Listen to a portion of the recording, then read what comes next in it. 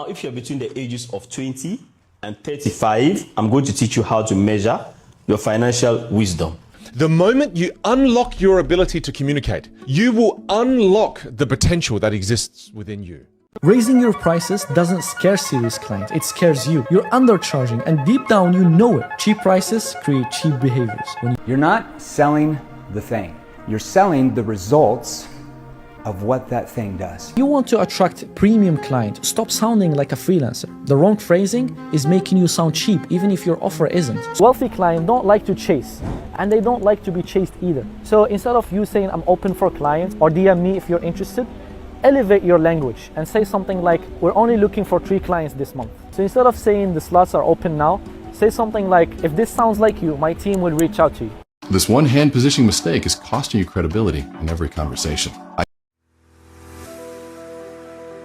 Are you a business owner or a marketer and you're looking for a place to improve your business skills or ability? Then you are on the right channel. Hi, my name is Mirabel. I'm welcoming you to Glittarz TV. Don't forget to like, share, turn on the notification bell. So whenever we post a subsequent video, you'll be able to get notified. Bye!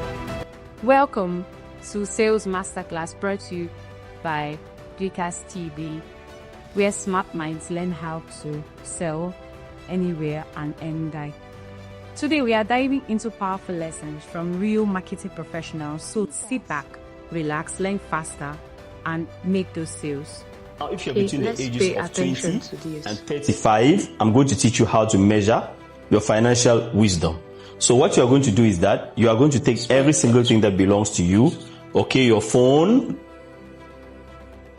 your computer, your bed, everything that belongs to you that can be sold, you are going to find out how much it costs. Whatever you get in the end, okay, you are going to remove, if you are owing anybody, remove whatever you are owing someone. Whatever is left, it's your net worth. Okay? So now when you find your net worth, what you are going to do with your net worth is that you are going to multiply it times 0.06.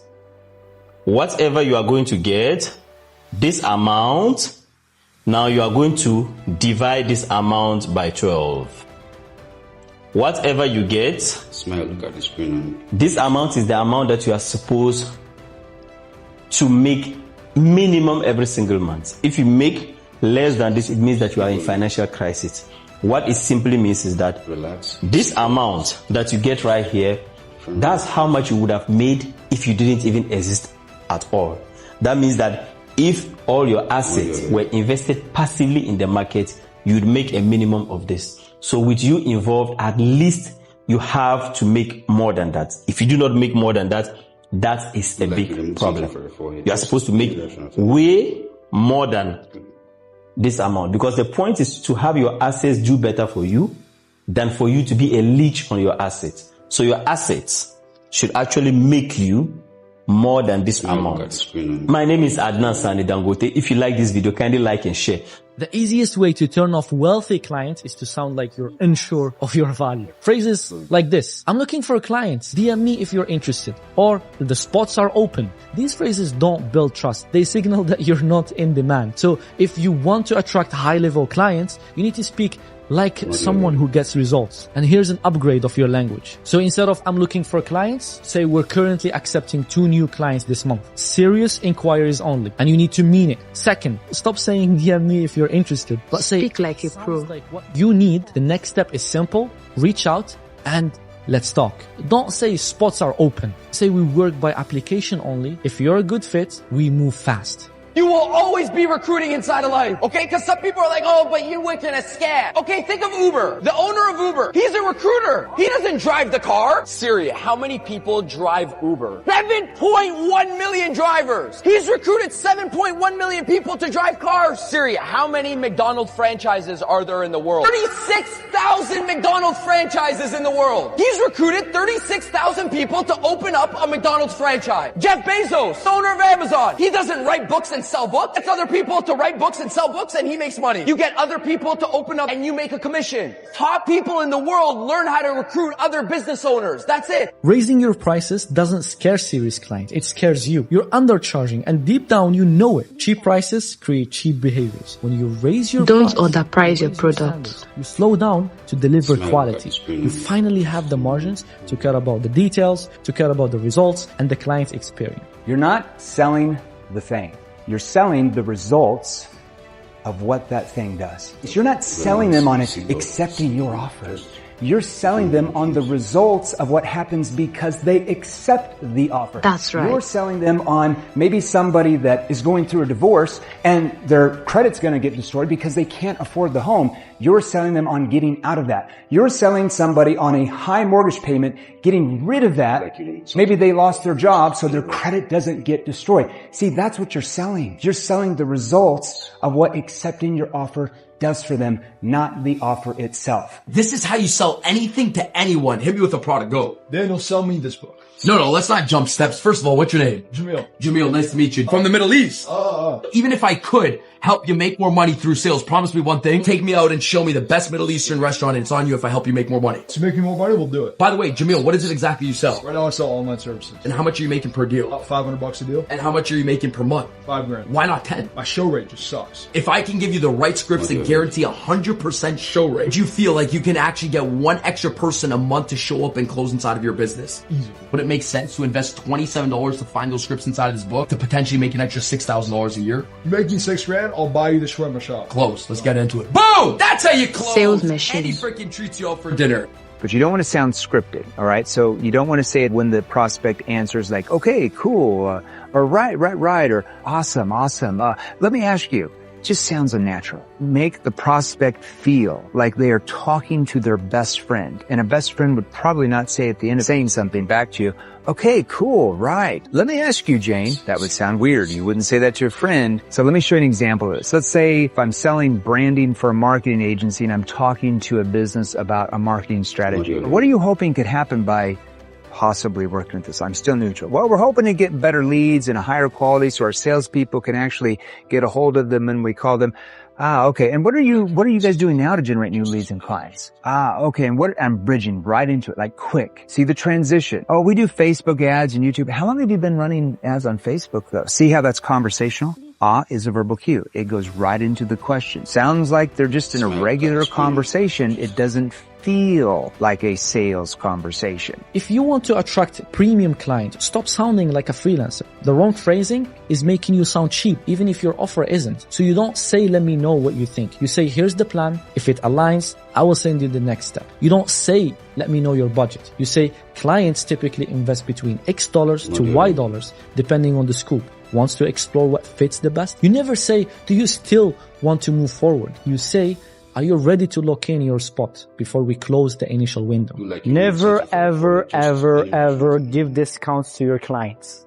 Discounts will devalue your work and set the wrong expectations. Clients will keep asking for more and you will end up with discount customers. I know this would be difficult. High maintenance. The only time discounts make sense is when they pay you for 6 months in advance or they sign a contract. I'm sure you made the same mistake before. Let me know in the comment. Client pay you more when you tell them no. Most freelancers think that saying yes to everything get them paid. Well, fuck no. Don't agree when the brief is vague. Instead, ask, what's the main goal of this project and how can we measure success? If they ask for more than agreed, say that's outside our scope, happy to price it separately. Instead of asking, what do you think? Say, here's what I recommend based on your goals. Ready to move? The fastest way to turn off wealthy clients is to sound like you're desperate. When you say something like, I'm looking for clients or DM me for inquiry or even I'm open for booking, it sounds like no one is working with you. See, wealthy clients don't like to chase and they don't like to be chased either. So instead of you saying, I'm open for clients or DM me if you're interested, elevate your language and say something like, we're only looking for 3 clients this month. This shows you that you're firm and you know exactly who are the people that you're going to help. So instead of saying the slots are open now, say something like, if this sounds like you, my team will reach out to you. Most client disputes don't come from bad work. They come from unclear expectations. I thought this was included. Can we just do one more revision? Why are we behind the schedule? If this sounds familiar, your real problem isn't the client, it's your contract. Here's the clause I added, change everything. And it goes like this. Anything outside of the agreed deliverables will require a separate agreement and fee. That one line sets the boundary. It gives you control and it lets you say no without sounding difficult. Try it and thank me later. Hello. We want to show you the efficiency of one of the chemicals in our store right here in Shampa Estate, Enugu. Do you know, after mixing and using this cement on the surface, a few moments later, Permahard made it ×3 stronger in just minutes. In our store, we still have Aquadis that makes you handle waterproofing without difficulties. We also have Silverguard, which is used in increasing the durability of the Aquadis. We have Permaseal for treating leakages, cracks on the wall, and things similar. Lastly, we have the Permahard that makes your concrete ×3 harder in minutes.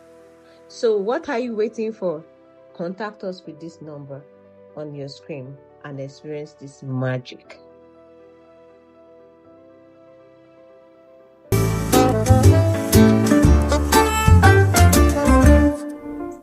When you pause, the first thing is you give people time to process what you're saying. Notice how when I pause, it gives you a chance to process the information. Whereas what people don't realize, when you don't pause, you don't give people any time to process anything that you say. And as a result of that, there's no clarity in that communication. Because if I just keep talking about all the vocal foundations, I go from rate of speech to volume, and I don't really stop after any moments at all, and I just keep going through, after a while, you don't get an opportunity to pause, and you don't get an opportunity to process anything that I've said. Therefore, after a while, everything just becomes a bunch of information. Nothing really sticks out, nothing was highlighted, you don't even know what you're meant to be listening to. When I pause intentionally to give you time to breathe in the lesson, to be able to process it. Second foundation for the pause, if you don't become comfortable with the pause, your speech will be littered with non-words and filler words. Non-words are the sounds we make to fill the silence. And filler words are the words we use to fill the silence. And so, do you know what I mean? We fill our speech with it. So, for example, if I wasn't comfortable with the pause and, as I was going through, do you know what I mean? When I get through to, do you know what I mean? When I get, and do you know what I mean? It's called verbal clutter.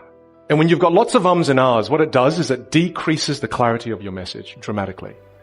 This one hand positioning mistake is costing you credibility in every conversation. I see it everywhere. Maintain good hand position always. Hands shoved in their pockets, speakers gripping podiums, or maybe even fidgeting with their pens and crossing their arms defensively as they're talking. Here's the neuroscience that happens when your hands are hidden or restricted. Your audience's brain interprets that as either insecurity or deception. So here's what successful speakers do differently. They keep their hands visible in what I call the influence zone. Research shows that the top 10 speakers use significantly more hand gestures than the less successful ones. Your hands help the audience visualize your ideas and actually stay engaged. When your gestures match your message, you create a powerful visual frame and congruency that amplifies your meaning. And that's how you lead a room without even trying. So here's a practical application. Next time you're presenting or in an important conversation, I want you to keep your hands visible and use purposeful hand gestures to emphasize the key points that you're trying to make. If you're nervous, resist the urge to hide your hands. Instead, use them to illustrate what you're saying. Your hands are one of the most powerful influence tools that you possess.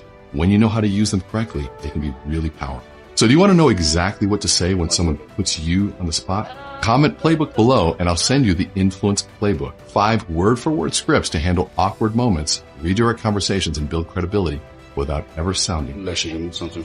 You are only as good as you can communicate. You see, this first circle, what does it represent? Well, this represents the value that you bring the rest of the world. Your gifts, your talents, your technical ability. I'm going to say you're a 10 out of 10. Now I'm going to draw a second circle. The second circle, represented by the red texter, what does that represent? That represents your communication ability. Let's say you're a 3 out of 10. Do you think they see someone who is a 3 out of 10 or a 10 out of 10? What do they see first? People look at you and see you through the lens of your ability to communicate. So if you are only a 3 out of 10 with your communication skills, but the value you bring is a 10 out of 10, do you think they see you as a 3 out of 10 or a 10 out of 10? The reality is you're only as good as you can communicate. The moment you unlock your ability to communicate, you will unlock the potential that exists. You must have good communication One satisfied client skills. can bring you 10 more, but only if you know how to ask. You provide a good service, you are hoping clients refer you. You wait, you hint, but never ask with intention. Here's how you can turn one client into 10. 1, deliver fast. Impress them in week 1. Number 2, ask early. Don't wait until the end. Ask when they're the most excited. 3, make it easy. Give them a message to forward or a form to fill. 4, reward it. Add a referral bonus, free strategy call, or even an exclusive dinner. Some of my biggest clients came from referrals I asked for. No funnels, no ads, just happy clients who trusted me and shared my name. There are 5 places where money hides. Now, if you're the type of individual who's always complaining about not having enough money or the economy is bad, you might want to pay attention. You see, one of the first few places that money hides is inside people. Money hides in people. What does that mean?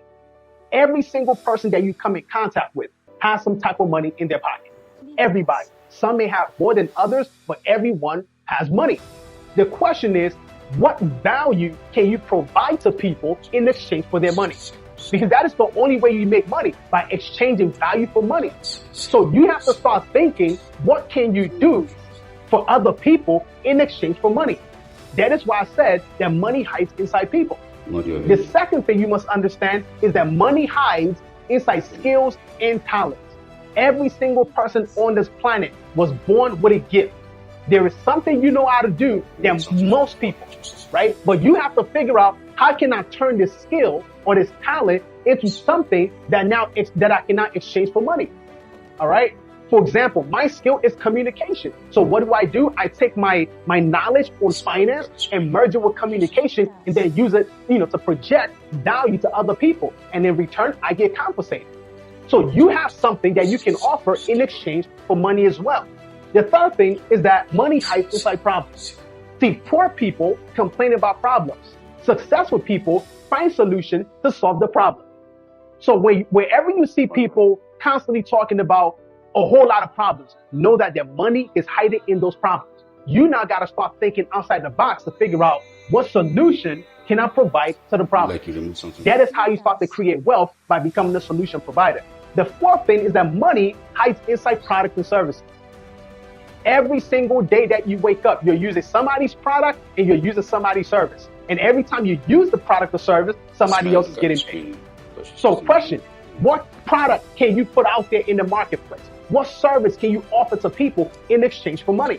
See, there are books that I've written years ago. There are courses that I've put together years ago that are still making money today. Why? I simply put what I know in the form of a product and a service, and I put it out there that people can buy. And every time they buy, I make money. You can do the same thing too, but you got to figure out, what value can you put together in the form of a product or service to add value to others. And the last thing is that money hides inside ideas. Everything that you see today was first an idea in somebody's mind. And I always tell people this, you are one idea away from changing your life forever. All right. The problem is, people get all these ideas, they sit on it, and they don't take action. But if you decide to start taking action on your ideas, just one, I promise you, in the next 12 to 24 months, your financial trajectory can be completely different. Did you know that if if you are you giving just value for you to subscribe, share, and like, we're building a strong community of achievers, doers on Glittarz TV. Okay. Yes, you can fire a client and still keep your reputation. In fact, sometimes you have to. Some clients drain your time, disrespect your process, micromanage everything, and no matter what you deliver, it's always never enough. That's right. So you keep thinking, maybe it's me. Well, sometimes it's not. Here's when you walk away. When they don't respect your boundaries, when they delay payments, when they treat your work like a commodity, not a partnership. And here's how you can fire them. Polite. Hey, Mr. Clients, after reviewing how things have been going, I believe we're no longer the right fit to continue working together. I would finalize everything we agreed on and make sure that the handover It's very smooth. So when you ask questions like, what's your biggest challenge, Jim? What's your biggest concern that you have about your XYZ thing you're using now? Can you tell me 2 problems that you're having with your XYZ thing? Or can you tell me some challenges you're having that are keeping you awake at night? See, your prospects know where these type of questions go to. These consultative questions you might have been taught in the past. As you know, if they're a lay down, they're going to open up. But most of your people that you're asking these questions give you what? Generalized, vague, surface level answers. And then, surprise, surprise, they don't feel like they need to change because there's no emotion that you're bringing out here.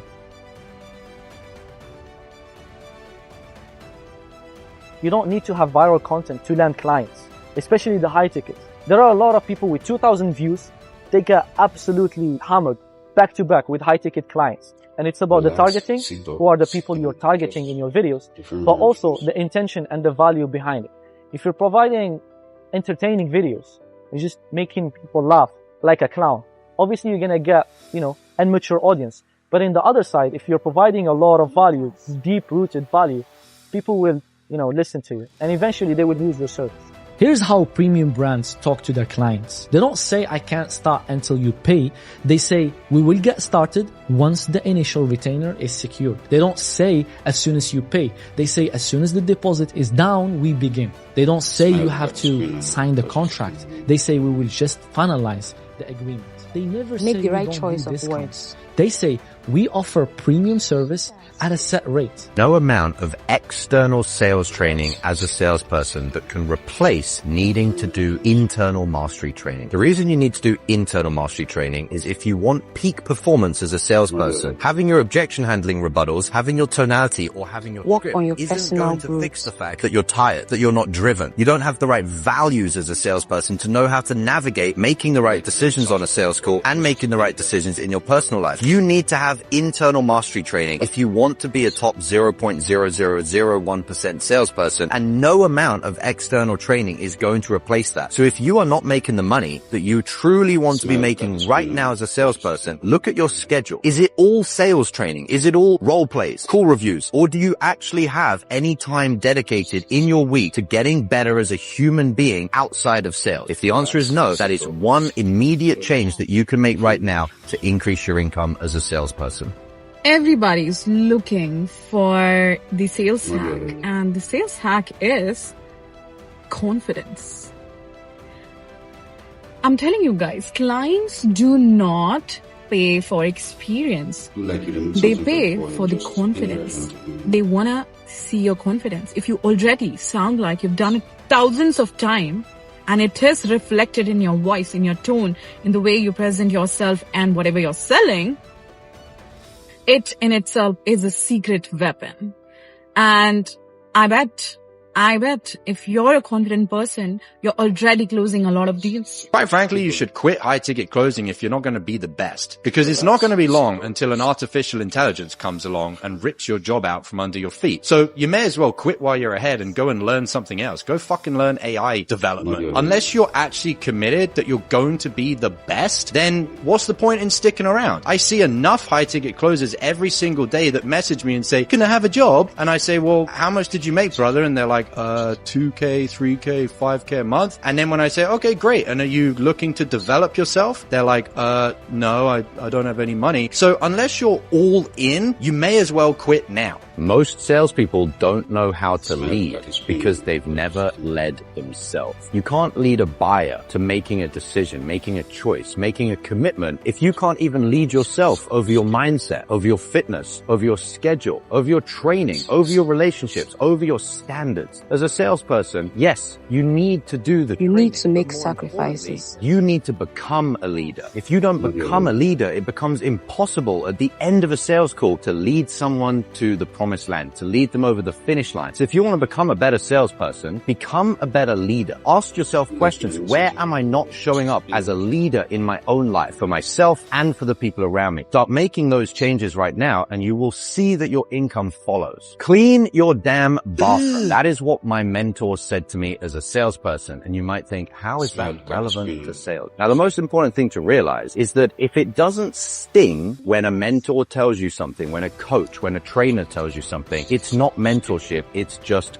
coddling. The big difference between doing a sales course versus having a sales mentor is a sales course, you just go through the training material and there's nothing coming back towards you as far as a relationship, as far as calling you the fuck out. With a real sales mentor, they are watching you. They're judging you based on the potential that they see inside of you. And that potential being realized is always through the doorway of a stinging comment, a stinging, pointing something out to you as a salesperson that you are doing wrong. So if you are not finding yourself on a weekly basis as a salesperson feeling the sting of a real mentor, then you are flushing a lot of money down the toilet every single month in commissions. It's easier to solve a problem in reverse than it is to solve going forwards many times. The biggest problem that salespeople want to solve, whether they think about it consciously or unconsciously, is how would I get all of my prospects to always want to buy from me all of the time? Well, that would be a very difficult problem to solve in that direction. But what about if we make it easier by inverting the problem? How do I guarantee that my prospects don't want to buy from me? And how about I just don't fuck up any of those things? That is the secret strategy that I learned from Charlie Munger, and it was very, very profitable. As I mentioned, it allowed me to earn $100,000 per month in commission. You'll never hit $100,000 a month in commissions as a salesperson saying the same thing that every other salesperson says. First and fundamental thing that you need to do different is how you speak. If how you speak on your sales calls could be compared to another person's sales calls, and you would see you're asking the same questions with the same tonality in the same order, then you are not different as a salesperson. You are definitely going to make the same income as everyone else. So the first thing that you need to change is to learn how to have a unique, authentic, one-of-one conversation as a salesperson with every single one of your prospects. How do you do that? You have to learn scriptless selling. Learning to actually listen to human beings, learning to understand the mental models of human beings, and learning to create the questions based on what the prospect is saying, not based on a list of pre-planned questions. If you do that, you're going to be doing something completely different to the average salesperson, and you will have an income that is exceptional whilst every other salesperson has an income that is average. If there were no salespeople, nothing would be sold. And if nothing's sold, there's no such thing as what we call an economy. If there's no such thing as an economy, that means there's no such thing as society. These are like caveman days, okay? Salespeople should be viewed at a higher status, because without them, the world doesn't go round. Yeah, I mean, sales is everything. Yeah. Nothing starts without the sale happening. Yeah. All that energy that you spend trying to go around and have sex, I said, if you channel that back inside of your business, you would be an common amongst your generation now. Your business would go crazy. I see guys out here, they're on the chase 24/7. Say you waste so much energy trying to go have sex on your way to trying to chase somebody. Imagine you stopped focusing on like how to get and you started focusing on how to become. You build a brand, you have six-pack abs, you got a nice car. I'm like, you want it fast and you don't want it forever. Everybody should always make it a goal. I'll never have sex for my first $100,000 month. If you're single, of course. You'd be like, how do I get there? Who do I gotta become?